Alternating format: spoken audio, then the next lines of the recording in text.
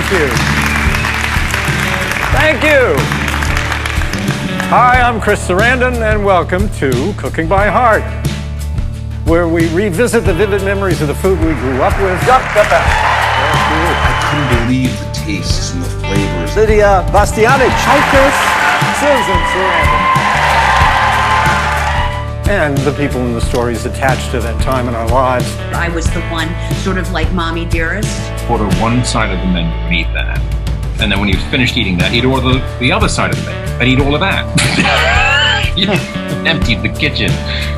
I'd also like to welcome you. There's a live audience at the SHU Community Theater in beautiful downtown Fairfield, Connecticut. And also to thank you who have braved the urge to escape for the Memorial Day weekend early and join us tonight, so welcome. I'd also like to thank our media sponsor, WSHU Radio, Public Radio rather, for their support tonight. Some of you may be familiar with WSHU, I'm sure you are. You can hear their award-winning regional reporting, NPR News, and classical music at 91.1 FM and also on their app, on a smart speaker, and at WSHU.org. So, please give them a listen. My guest tonight, as you probably know, is Alice Waters, chef. Yes. Chef, author, food activist, and founder of the Chez Panisse restaurant in Berkeley, California. She's been a champion of local organic agriculture for over 4 decades. In 1995, she founded the Edible Schoolyard project. The program uses organic, garden, and on-site kitchen classrooms to teach all academic subjects. The Edible Schoolyard project model has been replicated in over 6,500 schools around the world. Most recently, yeah, it's an extraordinary program. We'll be talking about it tonight. Most recently, UC Davis has asked Alice to create an Institute for Regenerative Agriculture and Edible Education, and this October she is receiving the 10th Annual Julia Child Award. And in addition, the Alice Waters Institute and the University of California are inviting 250 farmers, teachers, students, legislators, and world-renowned chefs for a quote-unquote school lunch meal around the National Mall. We'll talk more about that this evening, as part of a global movement of what she calls school-supported agricultural. Her awards and honors, as well as her authored books, are too numerous to mention. Ladies and gentlemen, Alice Waters. Thank you.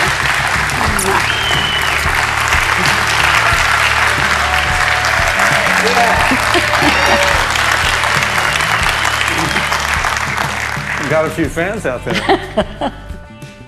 So, Alice, one of the things that I was taken with when I was reading the number of books that I read for you and about you was that you talk about provenance, knowing where ingredients come from, which is one of the most vital things about food, the food we eat, and how it illuminates taste. How did your provenance illuminate your taste when you were growing up? What was it like around your house? Well, I grew up in New Jersey, in Chatham, New Jersey, about 17 miles west of Newark. And it was a time during the war when my parents had a victory garden. They planted one right away in the victory backyard. garden, yeah. Everybody planted victory gardens. And as a matter of fact, they had it their whole lives. When they moved, they planted the garden first. But so I had very sort of contradictory kinds of experiences around food. A strawberry in the summer from the garden. Right. My favorite thing, corn on the cob. Yeah, right. My mother cared about health.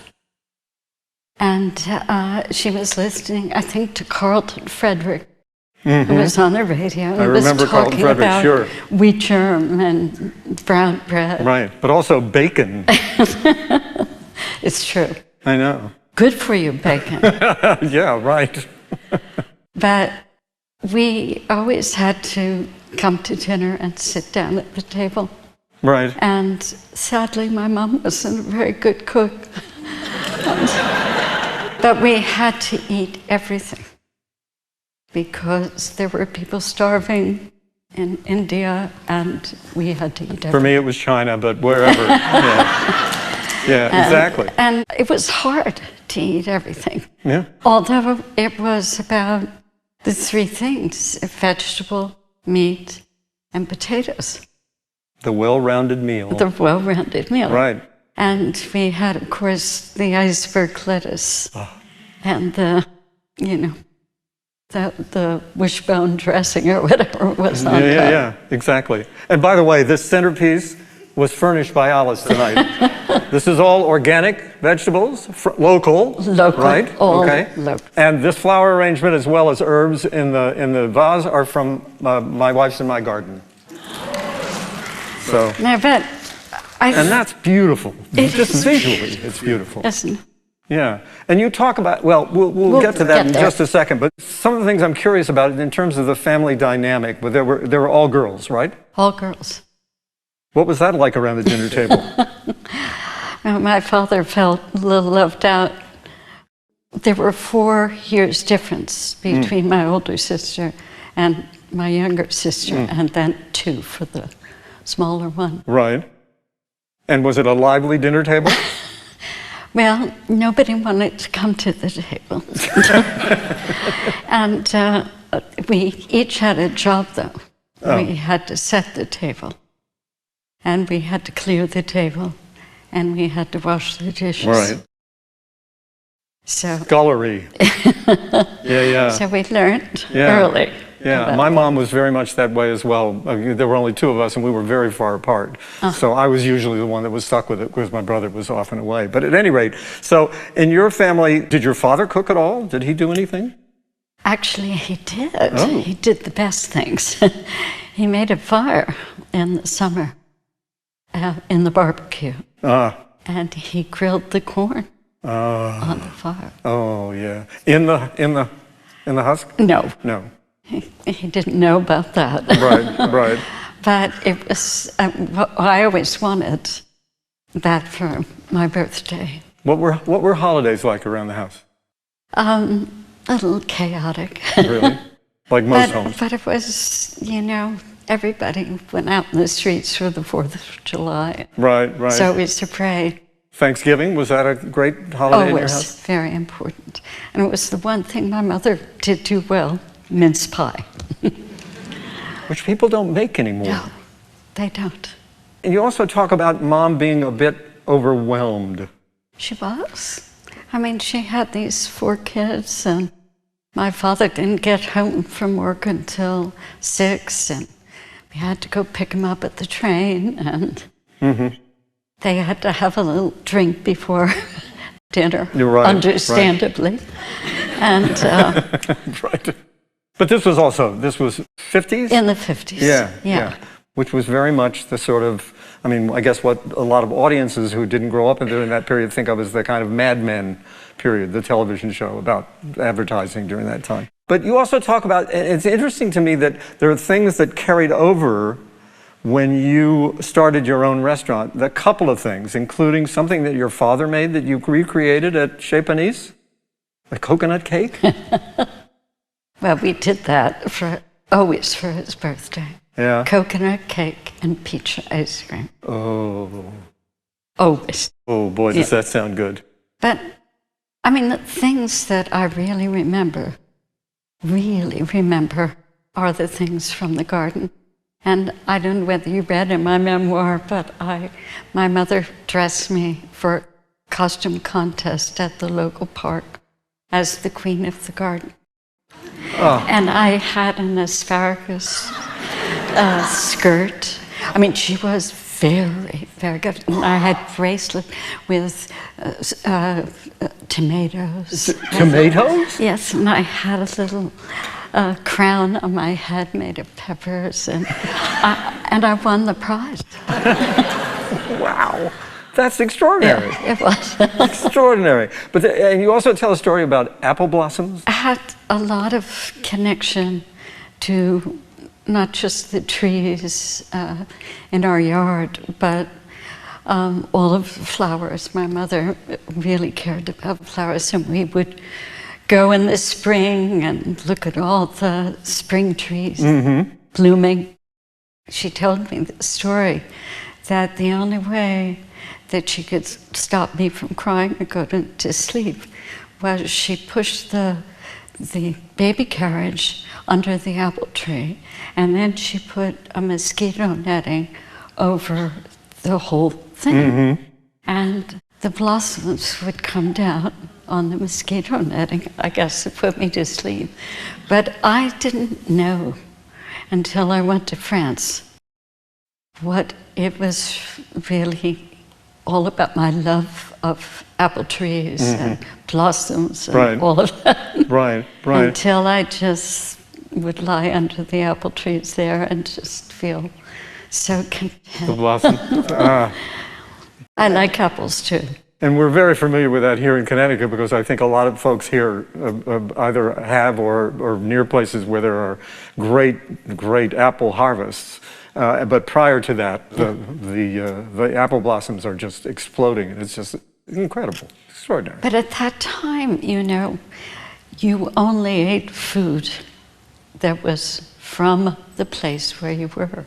Yeah. And we're talking about, 60 years, 70 years, no one imported any food except coffee, tea, and spices. Right. And I think about at Christmas, maybe we got an orange from Florida in our stocking. Yeah. Or my father got some dates from California, but that was it. And so we're really, my mother canned applesauce. And we had that, but unfortunately, she canned asparagus. Which are the It was before the freezer.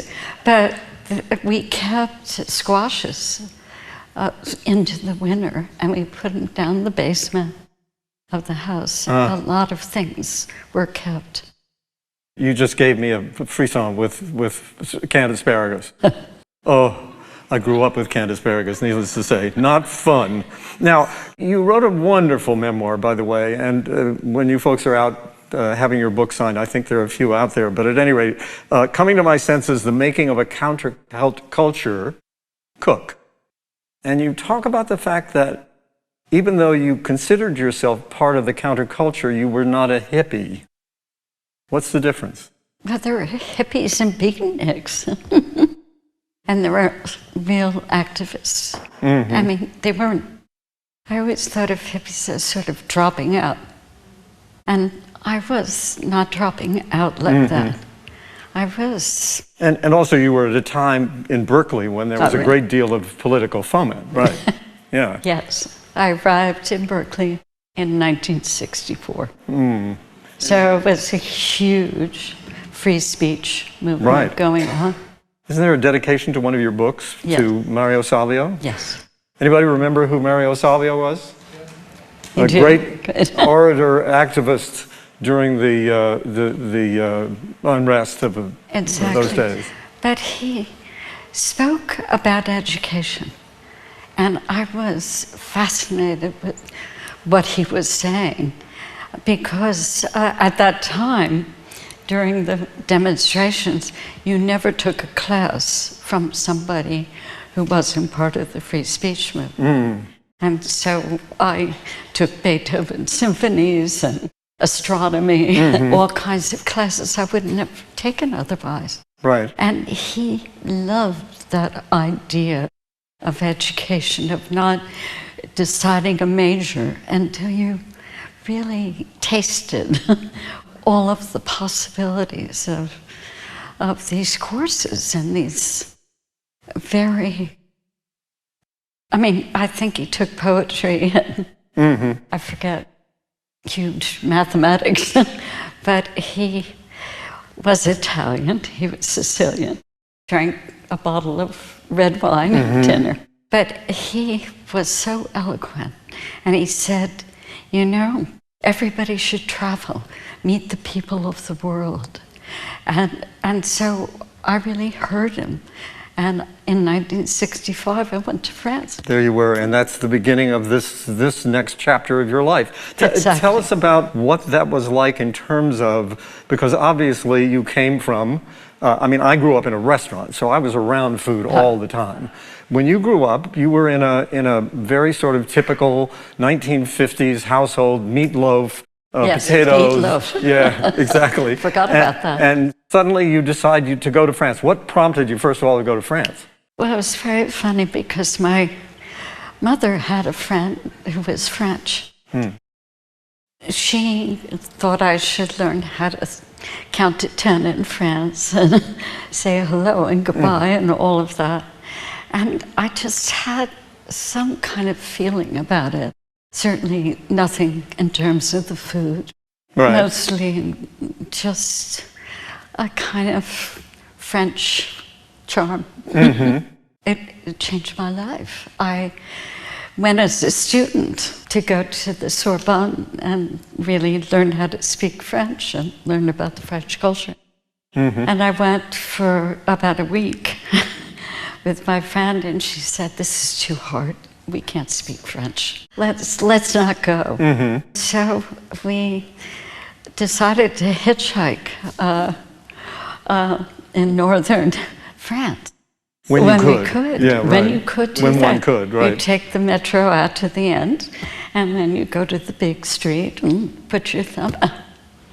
And we were picked up by truck drivers and various people, and we'd sign language, we'd say, "Where should we go?" And we went to Brittany first and fell in love with buckwheat crepes. And cider. I didn't know it was hard cider until I fell asleep under after lunch. Truly, I didn't know. And at the same time, as I recall, you met a couple of young men. Of course. And they became... That's what we were looking for. And didn't they kind of become your translators and Yes. your entree into the world of food They in France? did. But there were a lot of little small restaurants, and they had the menu out front. And these guys would read the menu and say, "Well, how can they have oysters on this menu? The oysters don't come in until tomorrow. They're probably left from last week. No, we can't eat there." But it was that kind of discernment that I just, I heard them speak. And I do talk about, in my book, about a time in Brittany where we saw this restaurant that was in a house above a stream. And we thought, well, maybe we should go. And it was only one menu. And that menu was so delicious. It was... Do you remember the menu? I do. It was melon and ham as a first course. And we... Oh, God. Am I forgetting? Do you remember the main course? It doesn't matter. And the dessert was a raspberry tart. Oh, it was a fish. It was a beautiful fish. It was a perch with beurre blanc. And I had never heard anybody a room of people that were so enthusiastic about the food. And they asked the chef to come out in the dining room. They all clapped. And she was a woman. And I just said, this is a feeling I love. Right, this is where I belong, in a way? Or did you have that, was it that specific at that moment? At that moment, it felt unusual. And it felt like there was some magic in that. And when I recalled the story and wrote it in my memoir, I realized that the melons came from the backyard, probably the fish from the stream there. Yeah. And the pigs were down the road. Right, and the vegetables were grown Exactly. in their victory garden. Not a victory garden, but their garden. Yeah. Exactly. Yeah. But it was a time in France where parents came home for lunch with their children. Cook for their children. Which doesn't happen much I anywhere sort of anymore. marveled that people were standing in line for a loaf of bread for 20 minutes. What is this bread that you're waiting for 20 minutes? And then I ate that bread. And I would have stood in line for 45. But it became a very important moment, I think, in the day for everybody who was getting his or her baguette, because it was very social. Yes. Waiting in line. And it's so interesting because Acme Bread Company, who we had the good luck to find or encourage. Right. Who was it? Was he Steve was Sullivan. He was a student at Cal, and he was working as a busboy at Chez. And he said to me, "You're complaining all the time about bread. And if I make a good baguette, will you serve it at the restaurant?" And I said, of course. Well, he started to make them in his dorm room. in his dorm room? Yes, he had a little stove and the whole thing. And he would bring them down. And then one time, they were so delicious. And I said, okay, you can do it. This is it. And so he took over all the stoves in the early morning. And he would be spraying them with water and doing that whole thing. And they were delicious. And after a while, it just drove us crazy. And I said, Steve, get a bakery. Get a bakery. And tell the real estate person that we'll buy all the bread. And that's what he did. He got the money from the bank. He bought a bakery, Acme Bread Company. There it is. And the rest is history. Wow. Extraordinary. But that, I'm just telling that story, and many of you already know it. But it's really important right now because I am imagining that if schools purchase food locally and directly from the people who made that food or grew that food, it could be this economic stimulus for local production. Absolutely. And it's so, he ended up being a teacher for all the bakers in the Bay Area. Wow. Now, and one of the distinguishing factors, and it sort of takes me back to your youth, but in a way it's not about it, in that all the people that when you came back from France, okay, and you at some point decided, I want to open a restaurant. Well, I came back, I said, I want to live like the French. I want free access to museums and music, and I love the culture. It was so beautiful to be in Paris, and even just the way that they would serve a cup of coffee or a glass of wine. Everything had that care about it. And I just felt a kind of joie de vivre, for lack of a better word. And you brought it back with you. And I came back and I wanted to live like that. And I knew that it had to do with food and little restaurants and all of that. But I couldn't find the taste. I couldn't find taste. And we were a group of friends and we said, well, maybe if we open a little French restaurant, the food will come. Well, it came actually to the fancy French restaurants in San Francisco. But when we asked about it, of course, that was flown in from France. Oh, really? All of it, yeah. How did you finally figure out a way? You know, little jump here. You've opened this restaurant in this house that you bought, right? Yeah. And yes. And you're serving food, and basically, as I read it, and one of the things that I was suggesting as I sort of led into this, was that You were working with home cooks. You weren't working with trained chefs, No, right? no. When you first opened the restaurant. No, we were incredibly naive. I mean, Lindsay Shearer made the best pastries ever, and we used to always want to go to her house for dinner. But I had learned a little bit about cooking because I was introduced to Elizabeth David, who was writing cookbooks at that time, and Richard Olney, and I was such a francophile. I got La Russe Gastronomie, Right. tried to La Technique. cook all of those things. Jacques Pepin's book, right? Yes, Books. all of them. Yeah. And one of the things that fascinates me too is that there were, and Jacques talked about this when he was here with us, there were no recipes.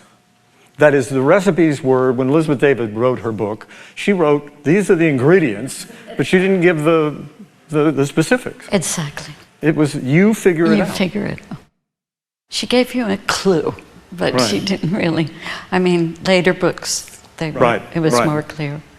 But, and you always could look into La Russe Gastronomie, which gave the details. And so it was a big thing for Julia Child to write that. The specifics, yeah. The specific. Yeah, of It exactly was how too much. much for me to wade through, but I think all of those cooks were very important at the beginning of the restaurant. But it's been 53 years. Boy. And in the beginning, what convinced you? Was it this experience you had at the restaurant in Brittany to have one course? Yes. And that was it? Just one menu, but it costs $2.95. That was the fixed price for the you menu, got, for and you everything. had a choice of salad or cheese after the main dish. That's extraordinary. It quickly rose to $7.50. Uh-oh. And I'm not telling you now. But the fact that people were willing to come Right. and loved eating that way was wonderful and sort of confirming of the spirit of the place. And it was a lot about the spirit. It was. Which changes everything. I mean, you talk a lot about Yeah. how driven you were about every element of the decor, Yeah. the lighting, the Very plating. important. But in the beginning, you guys were basically scrambling in secondhand shops, right, for We were. all of this stuff. We go to the flea market and we bought all the used silverware and special little small plates that we served the pastry on at the end of the meal. But lighting candles, we bought candlesticks, and it was before candles were forbidden Yes. in restaurants. Right. And we had a friend who did the flowers, beautiful flowers Yeah. from her garden. Talk about your transition then from the first days of the restaurant to the point where you were then realizing that you wanted something more from the taste. You wanted local produce, you wanted organic produce. How did that happen? Well, it was more that it was a struggle to find that taste. And Lindsay Shearer, who was the pastry chef, had come from a family that was about an hour away, and they had this big garden. And so she would bring things, fruits from Sonoma that we would begin to use in pastry. And I was obsessed by salad. And I got the seeds for the mesclun lettuce from France, my friend who lived in south of France. And I dug up my whole backyard and I planted lettuce. Lettuce. Mesclun salad. And I like to think that that's probably my biggest contribution seriously, to go from iceberg lettuce to these beautiful radicchios of every color, all of and garlic dressing. And we were absolutely south of France at the beginning, really. You're too modest. that was your main contribution. It goes far beyond that, and part of that is this search for organic food. How did you discover these great farms? How did that happen? My father had moved to Berkeley. He was working at the university, and he saw me struggling with ingredients, and he said, maybe we'll go around. They wanted to go to Davis, find out all of the organic farms that were within 1 hour of Chez Panisse. And they spent about 6 months going around to all these farms. All of them we buy from, but one. And they said to me, only one is crazy enough to work with you. And that was Bob Kennard. And he was a regenerative farmer back then. And he told my father, who was a kind of neat as a pin farmer, that the nutrition of his vegetables were 25 more nutritious than anybody else's, because all the little worms and bugs were allowed to be in the ground, and there was a cover crop. When my father first went, he said, "Where are the rows?" And Bob would pull back the leaves and pull up a carrot. And it was a kind of revelation to him. And then once we got to know Bob, it was an amazing education for all of us. Right. And he wanted all of our scraps from the restaurant. For compost? Cut our garbage bills in half, wanted everything. So we ended up bringing that up and bringing the vegetables back. And you also talk about, was it a fishmonger who one day said, why are you, what's all this? Come and look at your trash. Come here. Yes. What happened? That was a friend of mine that was very interested in fishing for us and bringing mussels back. But he came by the restaurant one day, and he said he had this awful smell of rotting fish by the dumpster. And he came into the restaurant, and he said, "I want you to come out and smell this." And I came out, and he said, "How can you dump the fish into this bin? Aren't you thinking about the people that are picking it up?" He said, "I want you to get inside of the dumpster." And I did. And it was a revelation to me.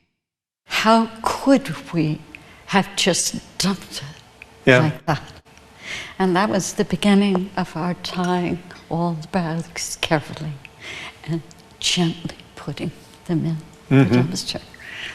And of course, we try to have very little trash at all these days. Yeah, it's remarkable when you think about it. I have a big compost pile, and my garbage smells pretty pristine. Yes. It's really not bad at all. That's good. You were trained as a Montessori teacher.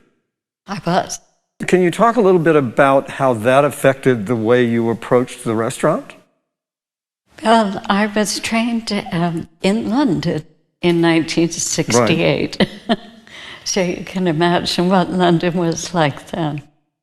I had worked in a Montessori school just sort of part-time, but I had read about it, and I thought if I went to London to live for a year and take that class, I'd be close enough to France and all of the above. So I was in Hampstead Heath, and Montessori was trained as a doctor in Italy in the 1880s. And she wondered why children who lived in poverty and hunger could not learn like other children. And she discovered that our senses are our pathways into our minds, that we need to be smelling and tasting, listening carefully, seeing beautiful things, you know, and using our hands. She said our hands are the instrument of our minds. And so I came back and I really understood that philosophy. I mean, deeply. And when I opened Chez Panisse, I wanted it to smell good.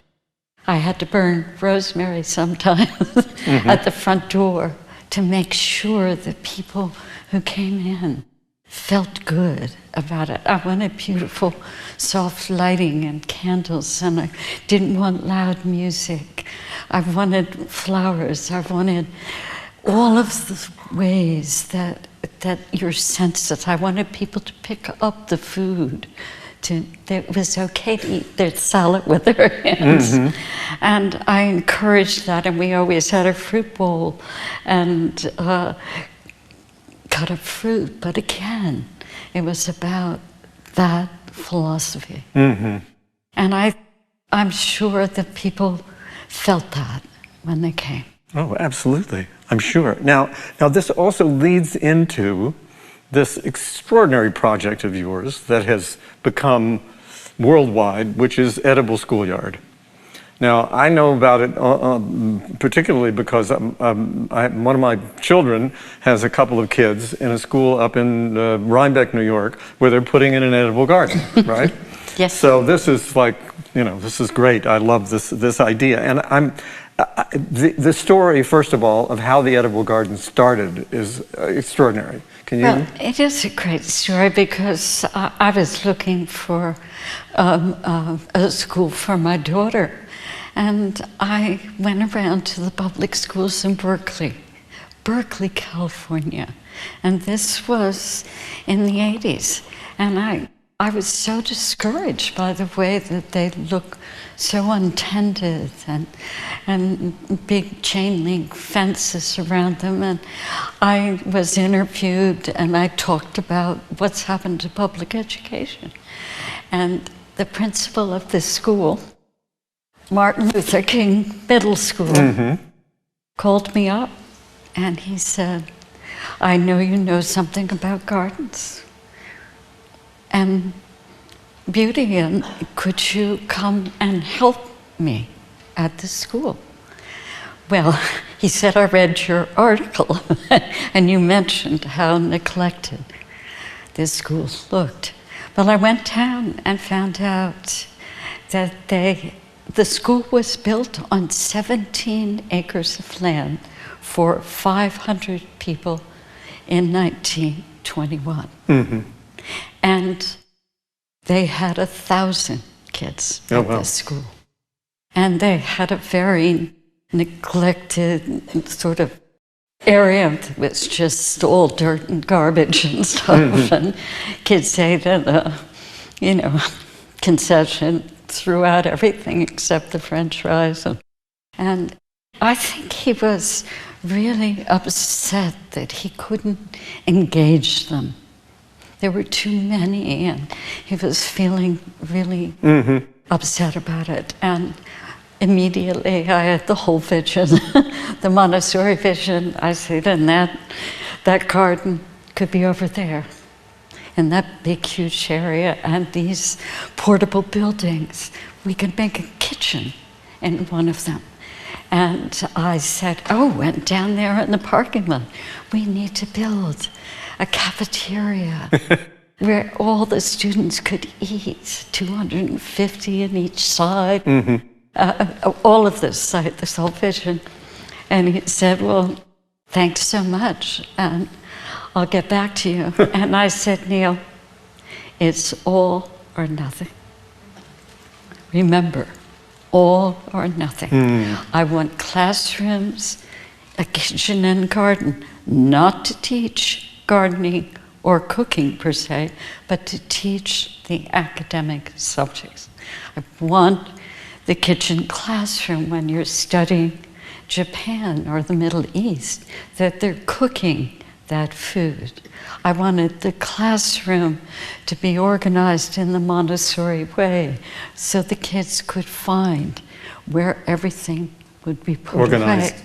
Organized. Yeah. And the same in the garden. You could do art in the garden, or you could do science or math. And so it was designed for learning. And of course, it worked like a charm. You cannot imagine. I'm going to make a movie about this, because if you saw, and I mean 6th, 7th, and 8th graders picking up the crumbs on the floor after they've been cooking, sitting at tables and having a conversation about the food. There were 3 tables in the kitchen. They all had the same recipe, and every table tasted different. And it was just that engaged them. And needless to say, they learned the lesson. I have to show the audience something that Okay. Alice showed me backstage that's I'll really help quite you hold extraordinary. it. So from this one school, okay, we can get it out and show the audience. Oh, sorry, Alice. These are all the edible gardens right now in the Edible United States. Schoolyard, 7,000.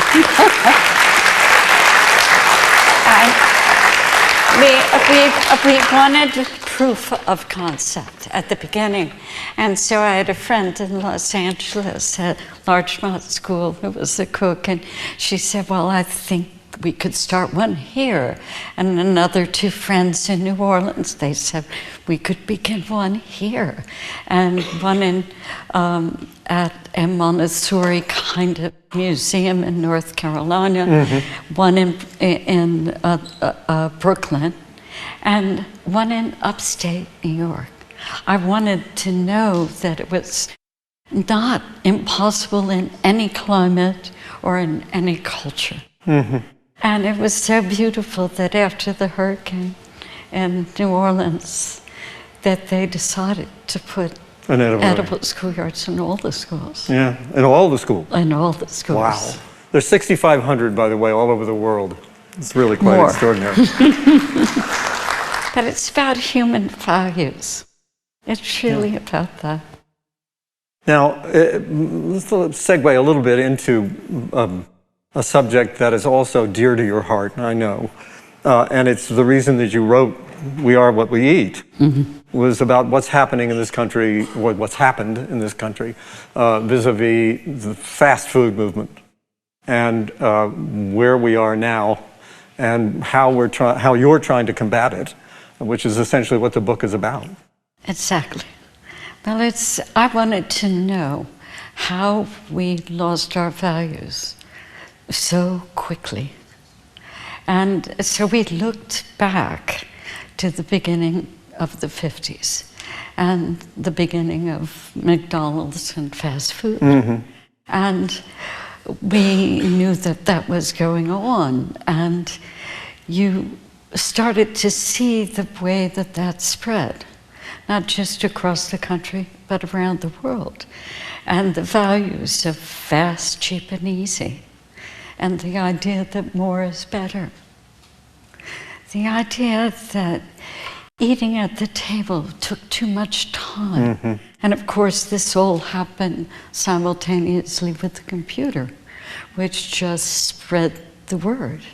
And the idea that we could change so quickly all of our values. And I really wanted to examine, and from beginning to end, what happened to our sense of beauty?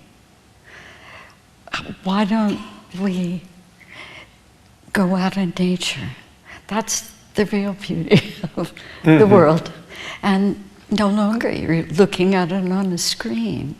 You're acting as if you can buy beauty. When in fact, the idea of eating food that isn't picked when it's ripe means that it doesn't have the taste. So we're importing food from all over the world, and you want what you want when you want it. So there they are, avocados from Mexico and Copenhagen.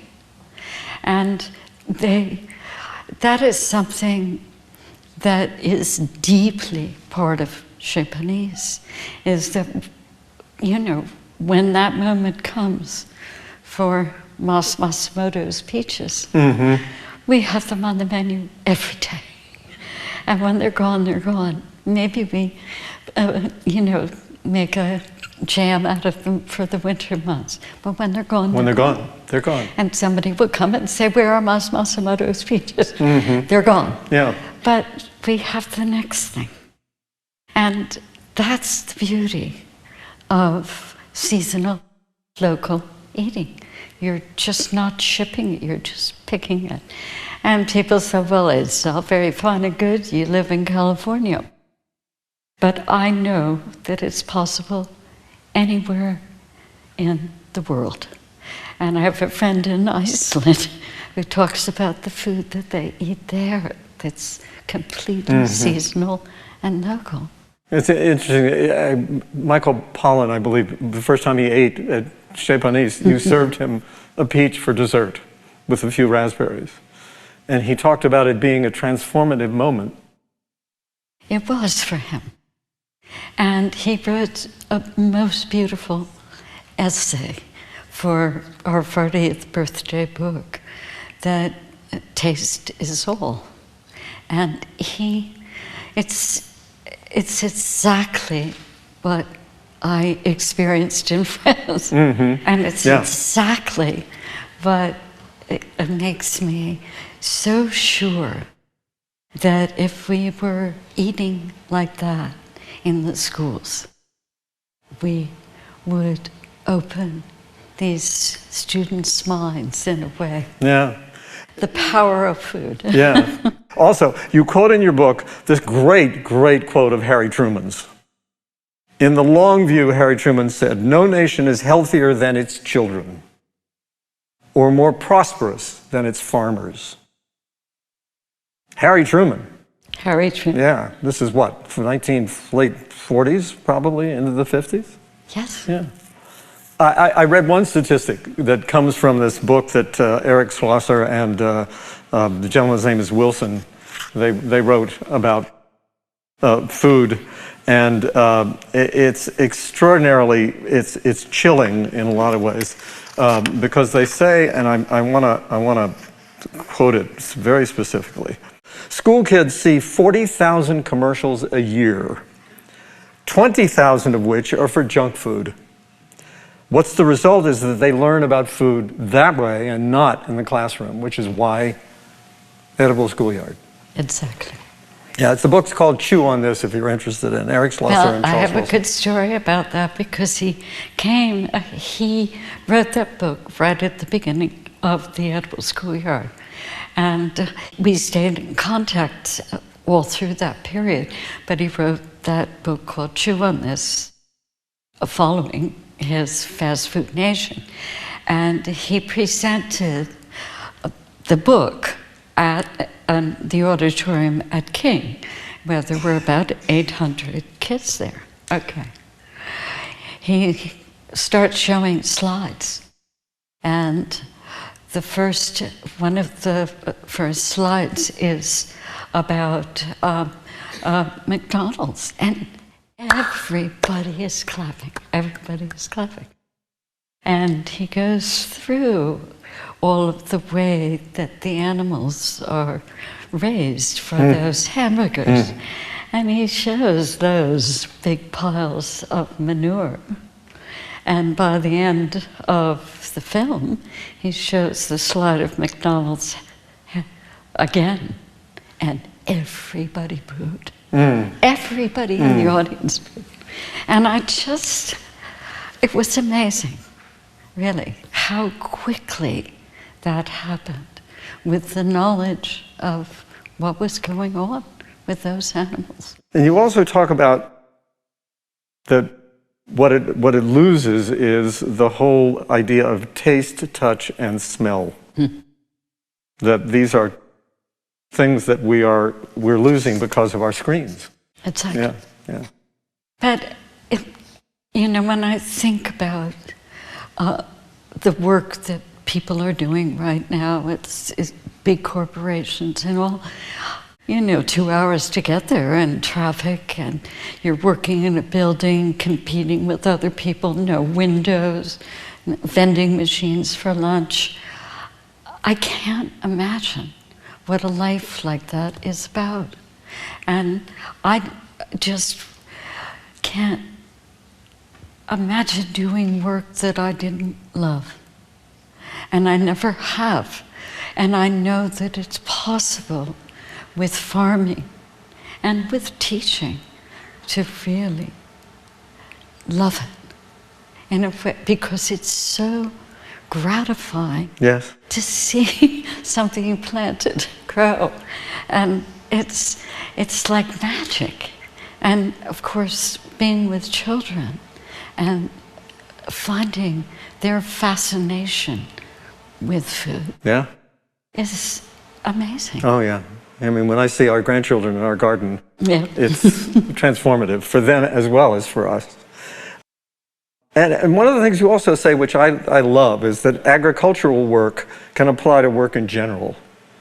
That it can be a connection to nature, community, nourishment, and collaboration if it's approached Yes, I do feel the right way. Yeah, exactly. I have one final question for you. Oh, and by the way, Alice arrived with real glasses. She did not come with plastic cups. She came with real glasses for us to sip from. All right, so the one question that I always ask my guests at the end of Cooking by Heart is, if there's one smell or taste or moment that when you're experiencing it, you're transported back to your childhood, what would that be? It probably has to be strawberries. Because it was New Jersey, and in the summer, the humidity and the variety. But I had the good luck in California to meet this Japanese family called the Chinos, and they had a farm just above San Diego. And I had a French friend who lived in San Diego, and he went to that farm. And he said, "Oh my God, you have to have these strawberries. You just have to have them, taste them." And he sent me not only green beans, haricot vert, but this flat of strawberries. And I nearly fainted. It was like that aroma. And Ruth Reichel came to the Chino Ranch one time with me, and I was bringing some back on the airplane, and everybody on the plane smelled it. And Ruth talks about this in her book. I went around and gave everybody a strawberry. Well, with that, Alice Waters, thank you so very much for being with us on Cooking by Heart. Alice, take a bow. Alice Waters. Alice, extraordinary woman. Thank you.